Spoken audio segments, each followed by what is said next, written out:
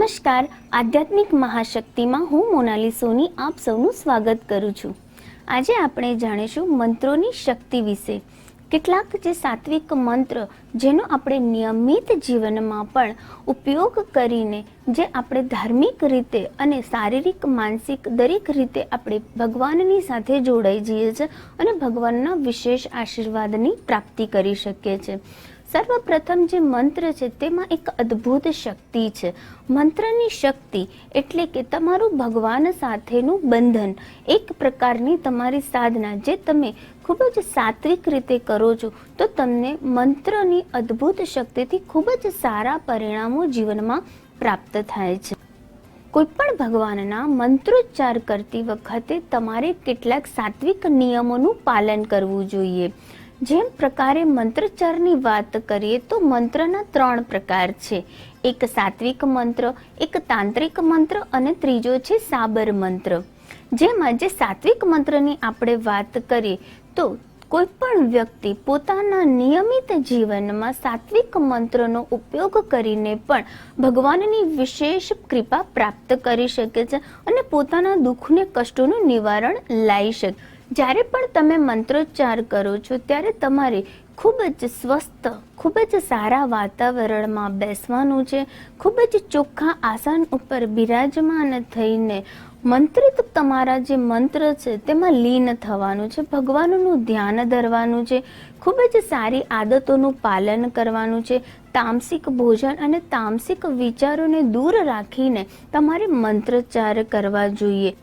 સર્વપ્રથમ જો હું મંત્રની વાત કરું તો કૃષ્ણ વાસુદેવાય હરે પરમાત્મને પ્રણત કલેશ નાશાય ગોવિંદાય નમો નમઃ.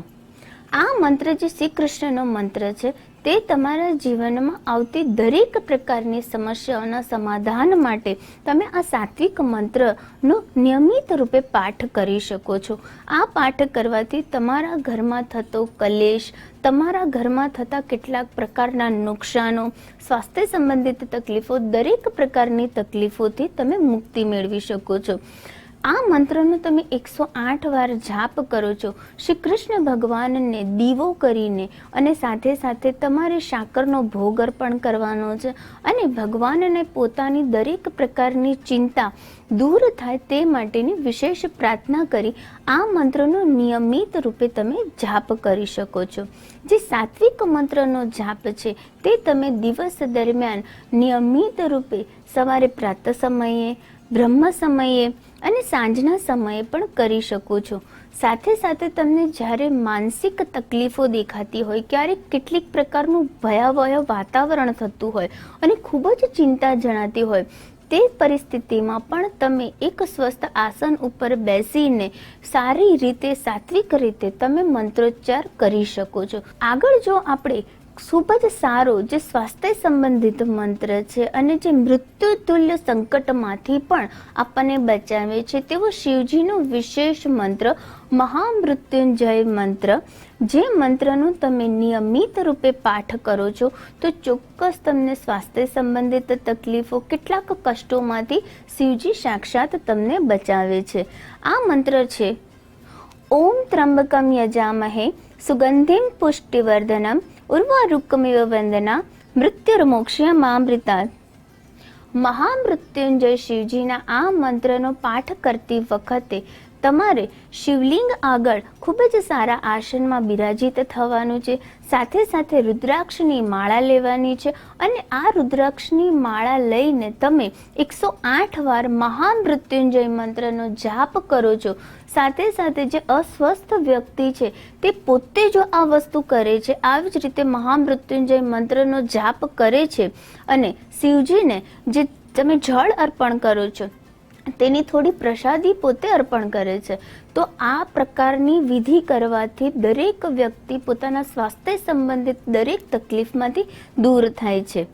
આગળ જો વાત કરીએ તો જ્યારે વધારે રોગ અને પીડા વ્યક્તિને થતી હોય ત્યારે વ્યક્તિ 108 વાર ઓમ નમઃ શિવાય મંત્રની માળા કરવી અને સરસવના તેલથી શિવજીને અભિષેક કરવાનો છે. આવું કરવાથી પણ વ્યક્તિને શનિ પીડામાંથી તો મુક્તિ મળે જ છે, સાથે સાથે દરેક તેના કષ્ટોનું નિવારણ શિવજી કરે છે. આગળ જો આપણે વાત કરીએ તો ઘરમાં સુખ, સમૃદ્ધિ અને ભગવાનના વિશેષ આશીર્વાદ પ્રાપ્ત થાય તે માટે આપણે શ્રી રામ જય રામ જય જય રામ, શ્રી રામ જય રામ જય જય રામ. રામ મંત્ર જે 2 અક્ષરથી બનેલો છે તે એક મહામંત્ર છે, જે આપણા બહુ જ જૂના પરંપરાઓથી આ મંત્ર આપણા ઋષિઓ, વેદ ઋષિઓ, ગુરુઓ બધા જ કરતા આવ્યા છે. જ્યારે કોઈ પણ પ્રકારનો મંત્રચાર તમે નથી કરી શકતા ત્યારે માત્ર આ 2 અક્ષરનો જય શ્રી રામનો જો મંત્ર તમે દિવસ રાત કોઈ પણ સમયે કરી શકો છો અને ખૂબ જ સારા સ્વાસ્તિક માહોલમાં અને ખૂબ જ સારી રીતે તમે નિયમિત રૂપે આ મંત્રનો જાપ કરો છો તો ભગવાન રામ તમારા દરેક સંકટોને ટાળે છે અને તમારા દરેક કાર્યમાં તમને પ્રગતિ આપે છે. આગળ જ્યારે વાત કરીએ તો વ્યક્તિને કેટલાક પ્રકારના ડર રહે છે, કેટલીક નેગેટિવિટીના લીધે વ્યક્તિ ખૂબ જ ભયભીત રહે છે, વ્યક્તિ ખૂબ જ ભયભીત રહે છે, ખૂબ જ ડરતો રહે છે, કોઈ પણ કાર્ય તે કરવામાં સક્ષમ નથી રહેતો. ક્યારેક ક્યારેક વ્યક્તિ એકલા રહી પણ નથી શકતો, તેને અજીબ પ્રકારના ડરો લાગતા હોય છે. જ્યારે કોઈ પણ પરાક્રમવાળું કામ કરવાનું હોય ત્યારે પણ જો કેટલાક વિશેષ હનુમાનજીના મંત્રનું જો આપણે પાઠ કરીએ છીએ તો હનુમાનજી આપણને ખૂબ જ સારી એવી શક્તિ અને ખૂબ જ સારા આશીર્વાદ પ્રાપ્ત કરે છે. હનુમાનજીનો ખૂબ જ સરળ અને સાત્વિક મંત્ર જે તમે નિયમિત રૂપે કરી શકો છો, ઓમ હં હનુમંતે નમઃ. આ મંત્રનો જાપ નિયમિત રૂપે તમે 108 વાર કરીને તમારા કોઈ પણ કાર્યની શરૂઆત કરશો તો હનુમાનજી તમારા તે દરેક કાર્યને સફળ બનાવશે. અને જો વારંવાર તમારા કાર્યમાં રૂકાવટો આવતી હોય તો પણ તમે હનુમાનજીના આ મંત્રનો જાપ કરો. જ્યારે આપણે આગળ વાત કરીએ તો આપણા દરેક કાર્ય સિદ્ધ થાય, દરેક કાર્યો નિર્વિઘ્ન પૂર્ણ થાય છે અને દરેક કાર્યમાં વિશેષ આપણને શ્રી ગણપતિજીના આશીર્વાદ મળે છે. ત્યારે તમારે ગણેશજીના જે મંત્ર છે તેનું ઉચ્ચારણ કરવું જોઈએ. વક્રતુંડ મહાકાય સૂર્યકોટિ સમપ્રભ નિર્વિઘ્નમ ગુરુવે દેવ સર્વકાર્યેષુ સર્વદા. ગણેશજીના આ મંત્રનો જાપ કરીને તમારે તમારા જીવનના દરેક માંગલિક કાર્યોની શરૂઆત કરવી જોઈએ. સાથે સાથે ગણેશજી તમારા દરેક કાર્યો નિર્વિઘ્ન પૂર્ણ કરે તેવા વિશેષ આશીર્વાદ ગણેશજીથી તમારે પ્રાપ્ત કરવા જોઈએ અને તેમને પ્રાર્થના કરવી જોઈએ તો દરેક કાર્યમાં તમને સફળતા મળે છે. આગળ જો સર્વશ્રેષ્ઠ મંત્રની વાત કરું તો જેમાં સ્ત્રી શક્તિ છે, જેમાં માતાજીના સાક્ષાત આશીર્વાદ રહેલા છે, તે મંત્ર છે યા દેવી સર્વભૂતેષુ શક્તિ રૂપેણ સંસ્થિતા નમસ્તસ્યે નમસ્તસ્યે નમસ્તસ્યે નમો નમઃ. માતા દેવીય શક્તિ સાથે જોડાયેલા આ મંત્રનો તમે જાપ કરીને તમારી શક્તિમાં વધારો કરી શકો છો, માતાજીના આશીર્વાદ પ્રાપ્ત કરો છો. સાથે સાથે ક્લીમ ક્લીમ ક્લીમ આ મંત્રનો પણ જાપ કરીને તમે તમારા દરેક કાર્યોને નિર્વિઘ્ન પૂરા કરી શકો છો, તમારા કાર્યમાં સફળતા પ્રાપ્ત કરી શકો છો. સાથે સાથે હીમ શ્રીમ ક્લીમ પરમેશ્વરી મહાકાલે નમઃ આ મંત્રનો પણ તમે જાપ કરો છો તો દરેક પ્રકારના બંધનોથી તમે મુક્ત થાઓ છો. જ્યારે તમને કોઈ પણ નજર દોષ છે, કોઈ પણ પ્રકારનો ડર છે કે કોઈ પણ તમને પ્રકારની બાધાઓથી તમે ભયભીત થઈ ગયા છો ત્યારે મહાકાળી માતાના આ મંત્ર જાપને તમે 108 વાર કરવો. માતાજીના આગળ ઘીનો દીવો અર્પણ કરવો અને સાથે સાથે માતાજીની શૃંગારની ભેટ અર્પણ કરવાથી પણ માતાજીની વિશેષ કૃપા પ્રાપ્ત થશે.